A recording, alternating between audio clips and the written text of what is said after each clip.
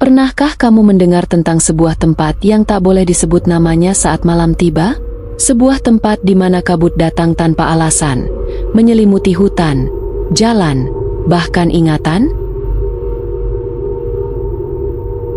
Di pinggiran Subang, tersembunyi di antara hutan lebat dan jalan rusak, berdiri sebuah pabrik tua yang sekarang hanya menyisakan puing dan kenangan buruk. Pabrik itu dikenal dengan satu nama yang membuat bulu kuduk merinding hanya dengan menyebutnya. Kabut Maut Pabrik Angker. Tempat ini bukan sekadar bangunan tua. Ia adalah saksi bisu dari hilangnya para pekerja satu persatu ditelan kabut yang tak pernah pergi. Dan ini adalah kisah nyata yang hingga hari ini masih meninggalkan misteri. Tahun 1982, Indonesia tengah giat membangun.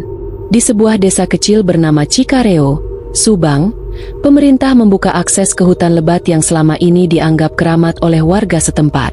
Tujuannya satu, membangun sebuah pabrik pengolahan kayu berskala besar. Pabrik itu diberi nama Sumber Rimba.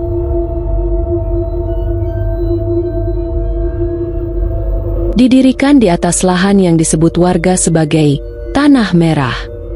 Tidak banyak yang tahu, dulunya tempat itu menjadi lokasi eksekusi massal pada masa penjajahan. Tapi sejarah kelam itu diabaikan. Yang penting, ekonomi bergerak. Awalnya, semua berjalan lancar. Ratusan pekerja datang dari desa sekitar. Produksi berjalan 24 jam non-stop. Desa menjadi hidup, warung bermunculan, anak-anak bisa sekolah lebih tinggi. Tapi ada sesuatu yang sejak awal terasa tidak biasa. Warga mulai mengeluh tentang binatang liar yang mendekati rumah mereka. Anjing menggonggong sepanjang malam mengarah ke hutan. Dan, yang paling aneh, kabut tebal turun mendadak, bahkan saat matahari bersinar terik.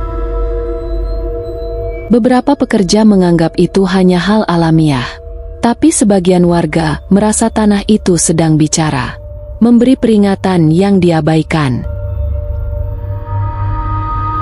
Tahun 1997, musim hujan, pabrik tetap beroperasi seperti biasa, tapi malam itu, kabut turun lebih awal, lebih tebal dari biasanya. Budi, seorang mandor shift malam, mendapat laporan adanya suara aneh dari gudang penyimpanan belakang. Ia berjalan sendiri, membawa senter, dan tidak pernah kembali. Yang ditemukan keesokan harinya hanyalah topi kerjanya. Basah, penuh lumpur, tergeletak di depan lorong bawah tanah yang sudah bertahun-tahun ditutup. Beberapa bulan kemudian, seorang operator mesin wanita bernama Rini juga hilang. Suara terakhirnya terdengar lewat radio komunikasi. "Pak, ada yang manggil saya dari lorong bawah." Suara perempuan, "Pak." Lalu senyap, dan kasus-kasus hilangnya pekerja terus berulang. Tahun 1999, 2002, 2004, Andi, buruh harian, hilang dalam kabut. Sakti, petugas forklift, tak pernah ditemukan. Jumlahnya 6 orang. Semua hilang saat kabut turun. Semua tanpa jejak. Dan satu kesamaan, semua kejadian terjadi di malam hari. Dan selalu saat kabut datang. Cerita dari warga desa mulai bermunculan. Tentang sosok tua yang sering terlihat di antara kabut. Tentang suara anak kecil menangis dari balik tembok pabrik. Tentang sesosok wanita berjubah putih yang berjalan di atap bangunan. Sosok itu dikenal dengan nama Nini Kabut. Menurut kepercayaan tua, Nini Kabut adalah penjaga tanah yang marah. Ia tak suka tanahnya dirusak, tak suka kebisingan. Dan yang menyentuh wilayahnya akan ditarik dan tak dikembalikan. Dukun desa pernah mengadakan ritual pemanggilan. Hasilnya mengejutkan. Salah satu peserta kerasukan dan berkata, "Mereka belum kembali." Mereka masih di sini di dalam kabut. Penelusuran oleh tim paranormal YouTube tahun 2015 memperkuat cerita ini. Saat menyusuri lorong bawah tanah, salah satu tim mendadak kesurupan.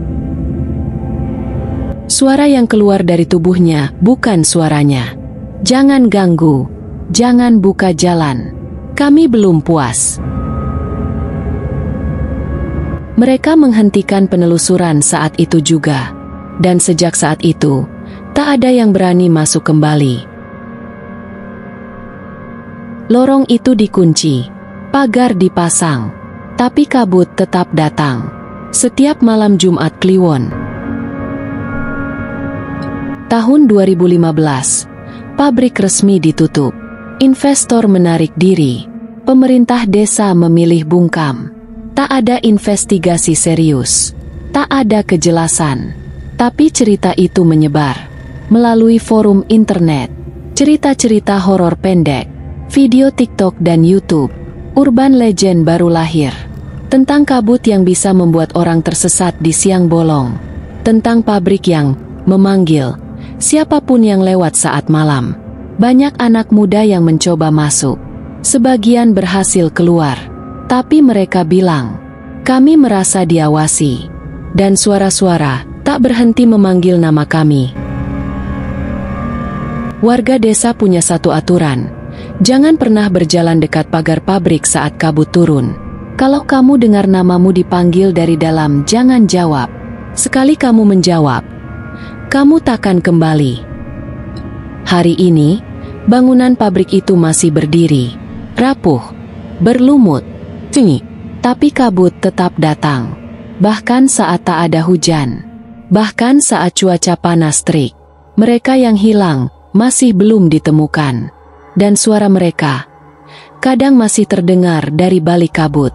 Jadi jika suatu hari kamu melewati kawasan Cikareo dan kamu melihat kabut turun, jangan berhenti, jangan lihat ke arah pabrik, dan jangan pernah menjawab jika kamu mendengar namamu dipanggil. Karena tidak semua kabut datang membawa dingin. Ada kabut yang datang membawa maut.